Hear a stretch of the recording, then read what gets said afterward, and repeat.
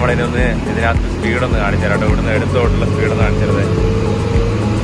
അപ്പോൾ അത് 37, 38, 39, 40, 41, 42, 43, 44, 47, 50. ഈ ഒരു റോഡായതുകൊണ്ടാണ് കേട്ടോ. ഇവിടെ നല്ല ഓപ്പൺ റോഡാണ്. വണ്ടികൾ എന്താ പറയുക അറിയാലോ നിങ്ങൾക്ക്. 3 6 വരും പാതയാണ്. സേഫായിട്ടാണ് ഡ്രൈവ് ചെയ്യുന്നത്. അതുകൊണ്ട്